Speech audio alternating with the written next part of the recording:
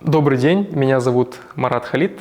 Сегодня я бы в этом видео хотел поговорить о возможностях, которые есть сейчас у нас, особенно у молодых людей в нашей стране, в наше время. Основная, наверное, первая возможность – это доступ к информации. Сейчас есть огромное количество информации, ее даже слишком много, больше, чем нужно, но она присутствует. Самая главная возможность – то, что сейчас можно научиться любому навыку. Абсолютно. В интернете есть все видео, тексты, статьи. Можно научиться любому навыку, который вы хотите в себе развить. Вторая возможность – это как social network. Да? Иметь возможность написать, позвонить условно любому человеку. Любому человеку в этом мире, потому что возьмем 20 лет назад, у людей не было такой возможности. Даже условно, когда Инстаграм появился, мне было 15, тогда мы немножко по-другому, и тогда я, в принципе, тоже не шел за целями, поэтому я тоже расту и развиваюсь в этом же времени. Это, наверное, вторая возможность, это возможность общаться с людьми, потому что то, с кем вы общаетесь, то, у кого вы учитесь, это крайне важно. Это можно быстрее прийти к результатам, быстрее научиться тому, чему вы хотите научиться, когда вы учитесь у кого-то. Третья возможность, наверное, опять-таки связана с интернетом, потому что сейчас у нас нет границ. Можно строить бизнес в любом направлении. Не нужно ограничиваться местом, где вы живете, да? Неважно, это вообще сейчас аул, город, деревня. Абсолютно не имеет значения, имея определенные навыки, если вы ценитесь на рынке, да, ваши навыки ценны, вы можете из любой точки мира работать в любой точке мира. Это, наверное, тоже самая большая возможность. Четвертая возможность – это то, что если даже взять наше государство, сейчас есть огромное количество программ для молодых людей, где можно научиться чему-то, найти ролевые модели, да, гранты на развитие бизнеса для молодых людей, на проекты. То есть огромное количество возможностей имеется, которых 10 лет назад не было. Даже 6 лет назад, когда я искал деньги на открытие бизнеса, не было никаких особо программ, грантов. Они были, но они особо не анонсировались, как-то было непонятно, как в них участвовать, и приходилось брать кредит, да, как в моем случае. Сейчас есть огромное количество возможностей, которые нужно использовать.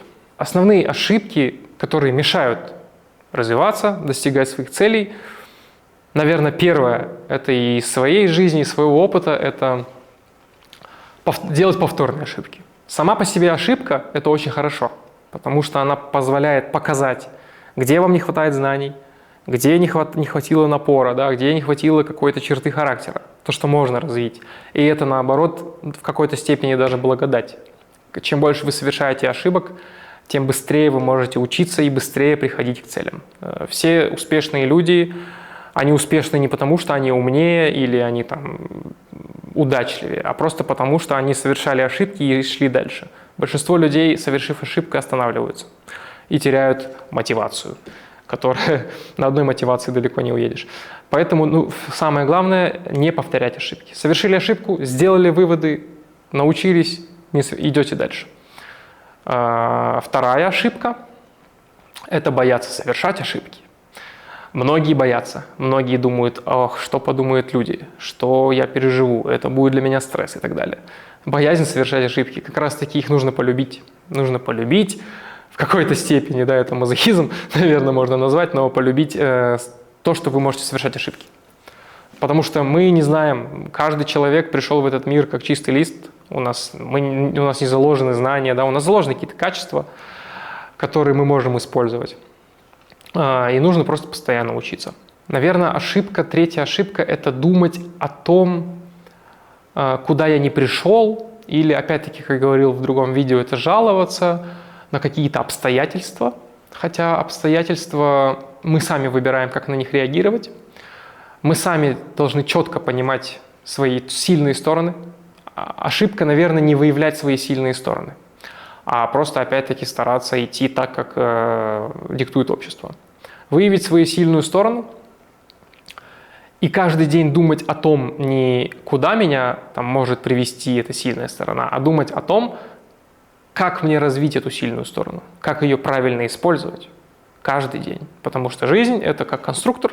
У нас есть там несколько пазлов или частей, да, это мы, несколько пазлов частей, там, ситуации, место, где мы живем, что у нас есть сейчас. Другие пазлы – это обстоятельства, которые произошли. Там, другие пазлы – какая возможность к нам пришла. И это все нужно просто каждый раз пересобирать, собирать, чтобы найти вот эту идеальную конструкцию, которая заработает. Еще основная ошибка – это, особенно у молодых людей, это юношеский максимализм, думать, что ты знаешь лучше других.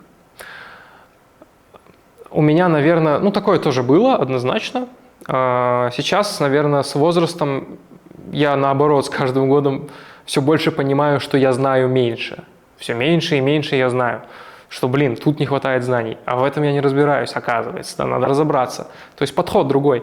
Когда ты исходишь из мысли, что ты ничего не знаешь, что ты, условно, ничего не умеешь, ты стараешься узнать и научиться, и идешь дальше. А просто так думать, что ты все знаешь, это ошибка, большая ошибка. Потому что тот человек, который в тот момент, когда человек решил, что он знает все и ему больше нечему учиться, это день смерти человека. Потому что это невозможно. Всю жизнь мы должны учиться что-то искать, ответы на какие-то вопросы, в первую очередь внутри себя. В первую очередь. Следующая ошибка – это ждать подходящий момент или ждать подходящей ситуации.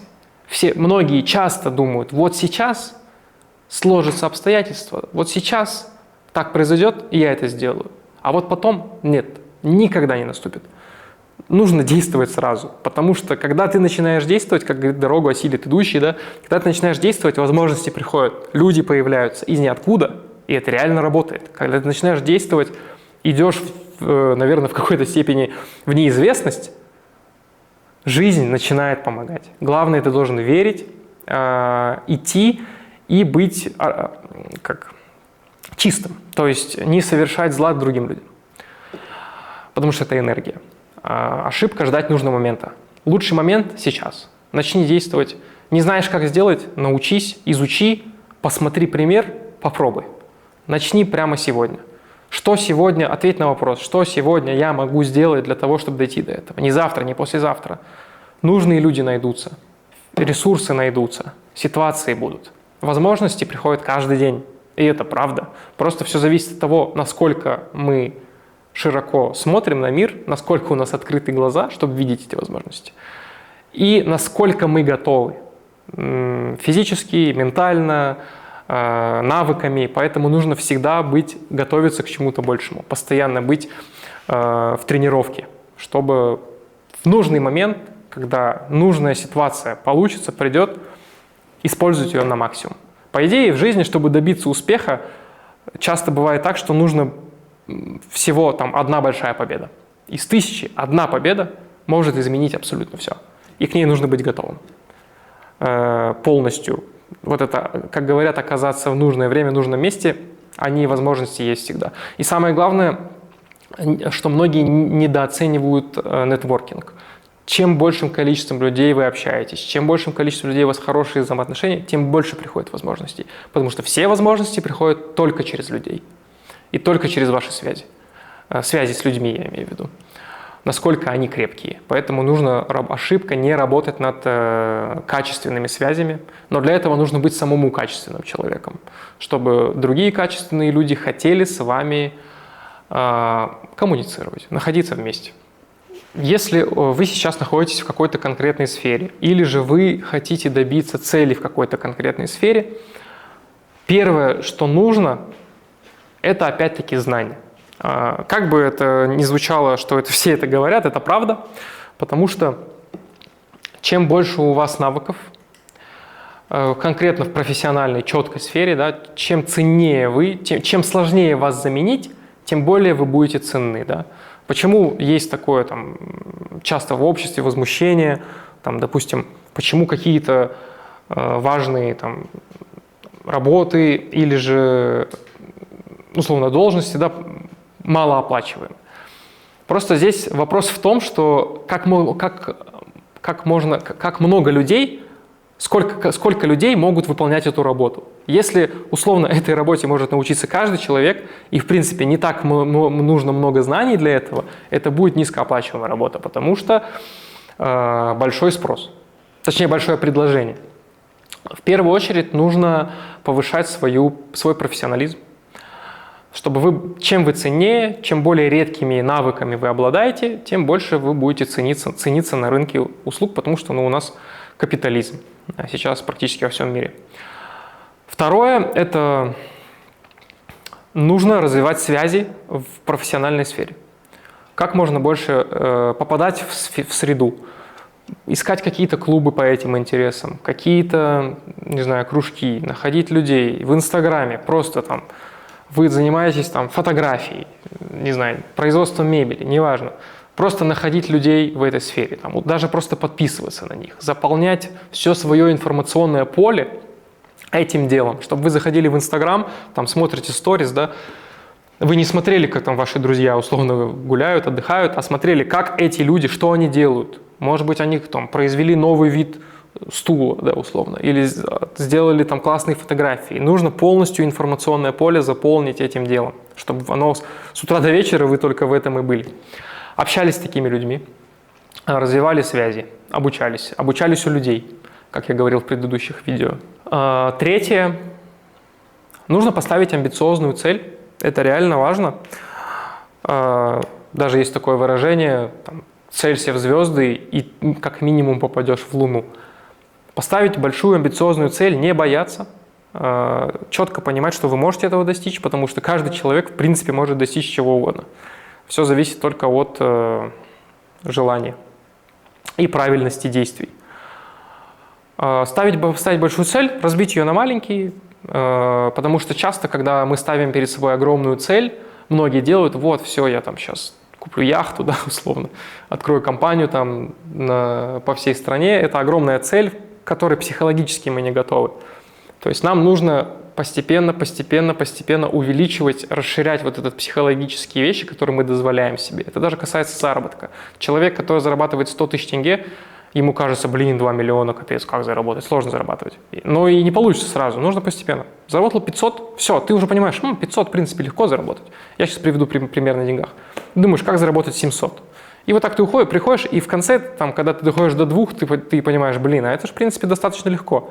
Это даже как там со всеми успешными бизнесменами, приведу пример, так как сам из бизнеса, там, любой миллиардер в мире минимум 2 раза по статистике банкротился до нуля. Но он не терял знаний, и он не терял вот этот психологический уровень, что он понимает, может и примерно знает, как это сделать, потому что он это уже умеет делать. Поэтому нужно просто расширять вот эти психологический уровень, большая цель на мини-мини задачи. То есть маленькая задача, которую вы реально можете выполнить сейчас, не завтра, не через месяц. Если хотите добиться успеха в определенной сфере, начните сейчас. Маленькая задача. Что вы можете сделать? И обязательно перед каждым действием задавайте вопрос, приведет ли меня это действие к большой цели. Вот примерно такой чек-лист. Если опираться на свой пример, что бы я мог посоветовать молодым ребятам именно для такого внутреннего развития, как хобби, какие-то занятия. Первое – это чтение, конечно же. Это опять тоже звучит так, нужно много читать. Я в детстве читал, потом, начиная лет 16, вообще перестал читать, потому что кажется, что скучно. Но сейчас я понимаю, что чтение играет огромную роль, потому что и даже не обязательно читать, я даже не рекомендую читать книги про успешный успех. Типа вот, я построил компанию, там огромное количество таких книг. В основном там 90% вода и там очень много лишнего. Наверное, нужно читать книги, которые могут увеличивать, раскрывать уровни мышления других людей. Там, практически любой навык, который мы хотим овладеть, или любая ситуация, в которой мы находимся, описана кем-то. Можно даже читать классическую литературу, где есть просто разные ситуации, разные люди, описывающие то, как в тех или иных ситуациях можно действовать или думать. Это первое. Есть одна книга, я ее вообще рекомендую всем, называется «Смелость не нравится». Но ее, к сожалению, сейчас очень сложно найти. Мы пытались, у меня мой друг хотел приобрести, но сейчас ее практически нигде нет. Но можно поймать. Советую ее прочитать. Она построена в формате диалога мудреца и студента. написано японскими авторами на основах работы Адлера, это психолог. Очень интересно. Второе, наверное, конечно, физическое развитие, потому что физическое и духовное – это две неотъемлемые друг от друга части. Как я говорил в одном видео про энергию, то есть уровень энергии определяет именно наше физическое состояние. Нужно работать над разумом. Большинство людей, и это то, с чем я огромное количество лет жил, это постоянный мыслительный процесс. Ты постоянно, это называется жевать мыслительную жвачку, постоянно думаешь о чем-то, думаешь, анализируешь прошлое, настоящее, будущее, и ты теряешь связь с телом, теряешь связь с реальностью. Это влияет на принятие решений, на то, как ты адекватно оцениваешь, что находится вокруг себя.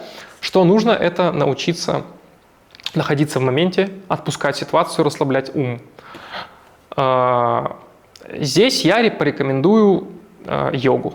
Лично мне йога помогает очень сильно. В момент, когда у меня тоже был сложный период, когда я был потерян, была даже депрессия, да, такая, мне помогла йога, потому что здесь ты физическое и ментальное, оно работает вместе. То есть, находясь там в тяжелой позиции, которая физически сложная, ты должен уметь расслабляться и отпускать, успокаивать разум. Это самое главное, потому что особенно в наше время перегруженности информации уметь расслаблять мозг – это крайне важно, потому что это влияет на психическое здоровье. Сейчас там в мире увеличивается количество депрессий, психологических проблем, потому что наш мозг не отдыхает. Он перегружен всеми видами информации, поэтому нужно работать над физическим здоровьем, над пищеварительной системой. Потому что в китайской вообще культуре огромную роль играет пищеварительная система. Кишечник управляет нами. Нужно контролировать то, что мы едим, так же, как и контролировать то, с кем мы общаемся, какую информацию мы потребляем, кого мы слушаем. Также важно понимать, что мы едим. Это крайне важно, это влияет на энергию самым прямым способом. Порекомендовал бы, самое главное, это найти единомышленников, даже одного. Вполне достаточно. Одного-двух людей, которые разделяют ваши интересы, разделяют ваше мировоззрение, видение цели, этого вполне достаточно. Не нужно там 100 людей, 2-3 человека, вы можете вместе пройти жизнь, и этого будет вполне достаточно. Главное, чтобы у вас было желание развиваться, и у них было желание развиваться. Если бы у меня была возможность дать только один совет любому человеку, молодому, не молодому, не имеет значения, полюбить себя по-настоящему. Это то, что если получится полюбить себя по-настоящему, многие задают вопрос, а как это любить себя по-настоящему? У каждого свой ответ будет в голове, но в какой-то момент можно будет понять, получилось или нет. Это полностью повлияет на всю вашу жизнь, на 100%. То, что на все ваши цели, на отношение к себе, на принятие себя, на то, будете ли вы там грызть себя за что-то. Чаще всего люди себя грызут, да, за какие-то черты, которые там мы не можем исправить, которые нам присущи. Любовь к себе подразумевает то, что мы это принимаем и учимся с этим жить. Учимся это использовать. Становится проще жить. Когда мы ошибаемся, любовь к себе позволяет нам прощать себя и действовать дальше. Любовь к себе позволяет четко отбросить все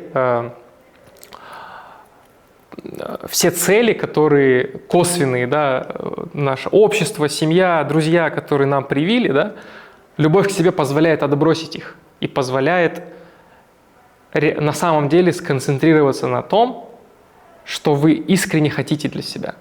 Любовь к себе повлияет на отношение вас к себе и то, как вы будете контролировать отношения других людей к вам. Это крайне важно.